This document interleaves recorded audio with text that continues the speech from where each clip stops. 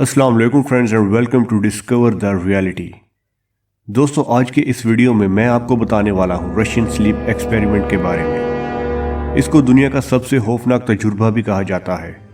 कई सालों से इसको इंटरनेट के हर फोरम पर डिस्कस किया जा रहा है। ये क्या था और इसका हकीकत से कितना ताल्लुक था, ये सब कुछ मैं आपको आज के इस वीडियो में बताने वाला हूँ। लेकिन उससे पहले अगर आप इस चैनल पर न्यू हैं तो अपनी सपोर्ट और प्यार का इजहार करते हुए चैनल को सब्सक्राइब कर दीजिए और बेल आइकन पर ज़रूर क्लिक कर दें ताकि मेरे न्यू आने वाले वीडियोस की रसाई आप तक आसानी से हो सके। तो चलिए चलते हैं आज के वीडियो की तरफ। दोस्तों, रशियन स्लीप एक्सपेरिमेंट के बारे में सबसे पहले एक मशहूर वेबसाइट creepypasta.com में बताया गया था।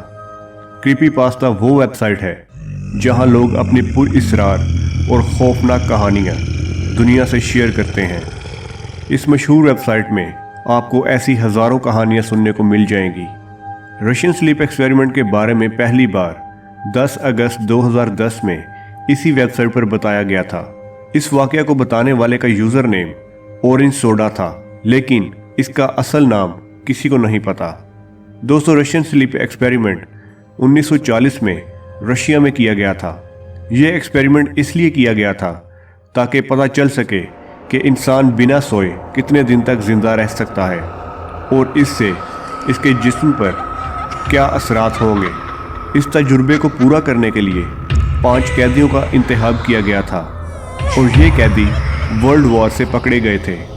इन कैदियों को 1 महीने तक एक चैम्बर में रखा जाना था और अगर ये कैदी बिना सोए 30 दिन तक जिंदा रह जाते तो इनसे झूठा वादा किया गया था कि इनको छोड़ दिया जाएगा।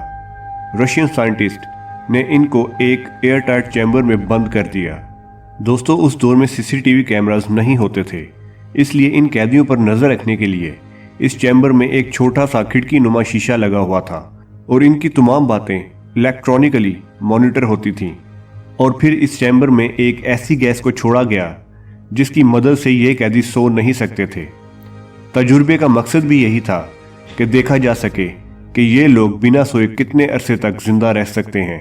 ये गैस इंतहाई जहरीली थी, इसीलिए इसकी मिकदार का खास ख्याल रखा गया ताकि इससे किसी की मौत वाक़या ना हो जाए।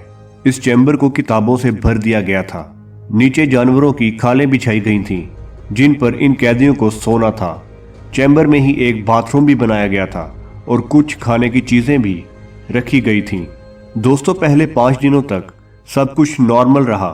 इनकी बातों को रिकॉर्ड किया जाता रहा। ये कैदी ज़्यादातर अपने माजी के किस्से एक दूसरे को सुनाते थे और फिर 5वें दिन के बाद इनकी आवाज़ में अजीब सा गुस्सा भरना शुरू हो गया। सब कुछ नॉर्मल रहने के बाद 5 दिनों के बाद इन कैदियों के दिमाग तब्दील होने लगे। इन लोगों ने आपस में बात करना छोड़ दी और ये लोग माइक्रोफोन में हल्की आवाज़ में कुछ कहना शुरू हो गए। इसी दौरान एक कैदी ज़ोर ज़ोर से चिल्लाना शुरू हो गया और फिर एक जगह से दूसरी जगह भागना शुरू हो गया। ये कैदी 3 घंटे तक इतनी ज़ोर से चिल्लाता रहा कि इसके वोकल कॉर्ड्स ही फट गए, यानी ये अब आवाज़ नहीं निकाल सकता था। हैरत अंगेज़ तौर पर इसके इस रवैये का असर दूसरे कैदियों पर नहीं हुआ और वो आराम से एक कोने में बैठे इसको देखते रहे और माइक्रोफोन्स में पहले की तरह हल्की आवाज़ में कुछ कहते रहे। लेकिन फिर एक और कैदी उठा और वो भी ज़ोर ज़ोर से चिल्लाना शुरू हो गया। इन दोनों कैदियों ने चैम्बर में मौजूद किताबों को भी फाड़ना शुरू कर दिया और इन किताबों के सफ़ों को उन शीशों के ऊपर लगाना शुरू कर दिया जहां से इन पर नज़र रखी जा रही थी ताकि बाहर के लोग इनको देख ना सकें। दोस्तों, ये बात तो साफ थी कि ये कैदी पागल हो चुके थे, लेकिन इनकी हरकतें इंतहाई पुरअसरार थीं और फिर उनकी आवाज़ें आना बंद हो गईं क्योंकि इन्होंने चैम्बर के छोटे से शीशे को सफ़ों और किताबों से ढांप दिया था, तो साइंटिस्ट इनको नहीं देख पा रहे थे। साइंटिस्ट ने चैम्बर के अंदर कुछ फौजियों को भेजा ताकि ये देखा जा सके कि ये कैदी जिंदा भी हैं या नहीं। फौजियों ने अंदर जाकर देखा तो कैदी ऑक्सीजन ठीक से कंज्यूम कर रहे थे और जिंदा थे, लेकिन ज़मीन पर चुपचाप पड़े हुए थे। इसके बाद इनकी चीखने चिल्लाने की आवाज़ें फिर से आना शुरू हो गई।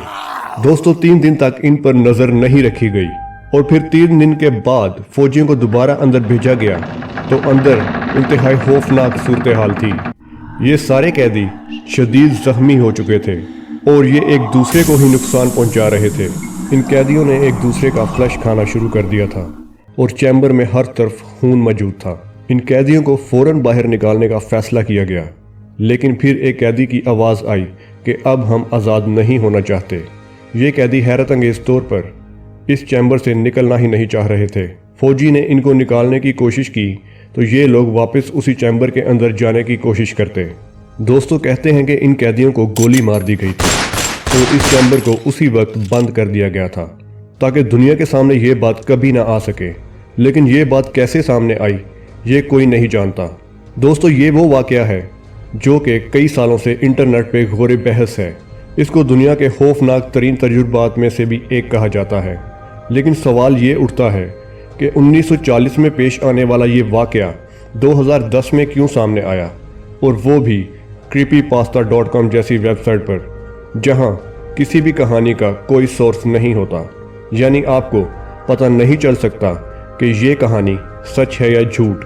اسی لیے اس واقعہ کا حقیقت سے کتنا تعلق ہے یہ کوئی نہیں جانتا۔